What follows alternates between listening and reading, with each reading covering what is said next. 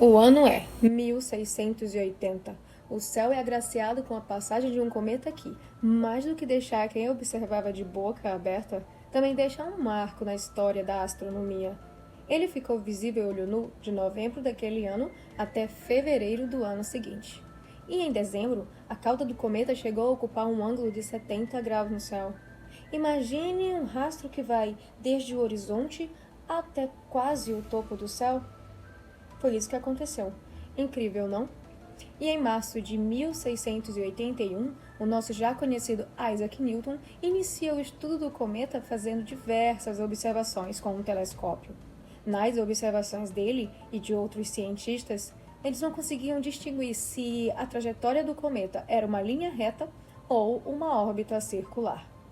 Essa distinção era importante, pois ela se tratava de uma das principais discussões acerca daquele corpo celeste.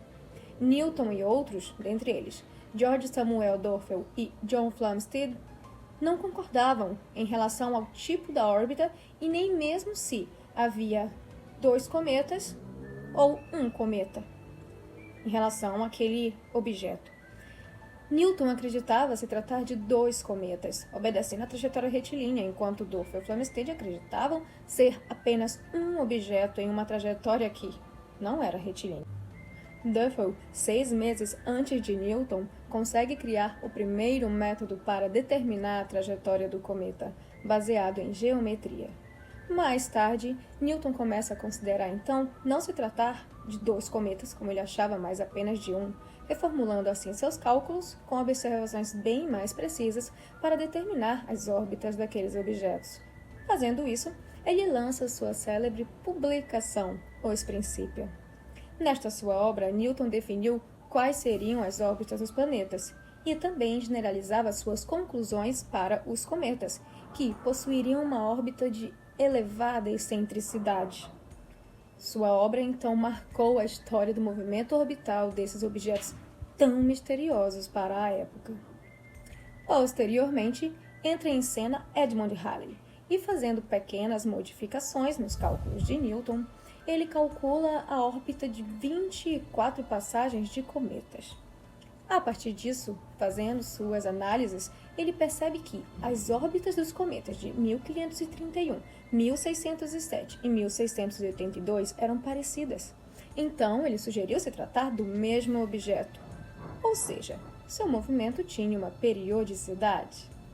Ele publicou seu trabalho em que levantava a hipótese da volta desse cometa, e em 1716 ele afirmou que o cometa voltaria em 1758. Sua publicação causou grande interesse e alvoroço de muitos cientistas da época, que buscariam com obsessão determinar com precisão o dia exato em que aquele cometa retornaria. E, adivinhe, Halley estava certo. Em 1758, no mês de dezembro, lá estava ele. Por isso mesmo foi batizado como Cometa Halley. Mas, afinal, o que são os cometas? Bem, os cometas são feitos basicamente de rocha, poeira, gelo e gases congelados, e predominam nele as substâncias água, monóxido de carbono e outros materiais como dióxido de carbono, cobalto e metano. A estrutura de um cometa é dividida em núcleo, coma e duas caudas. O núcleo possui formato irregular, com um diâmetro que varia de centenas de metros a quilômetros. Poucas vezes conseguimos observar os cometas a olho nu, por eles serem corpos celestes relativamente escuros. Às vezes, é possível observá-los também só em um único hemisfério, mas nele, como foi o caso do cometa Neowise, que deu um show no hemisfério norte em 2020.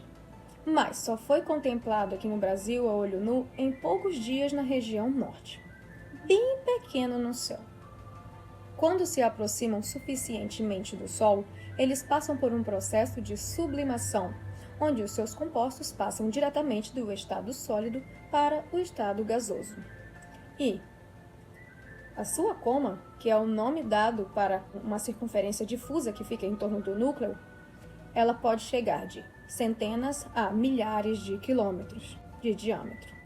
E, quanto mais o cometa se aproxima do Sol, a coma interage com o vento solar formando suas caudas, que podem chegar a milhões de quilômetros de extensão. No geral, uma cauda é mais retilínea, com aspecto mais azulado, formada por partículas ionizadas, e a outra já é mais curvada, de aspecto branco-amarelado. É formada pela interação do vento solar com partículas de poeiras mais pesadas emitidas pelo núcleo. Até agora, cerca de 5.000 cometas já foram descobertos.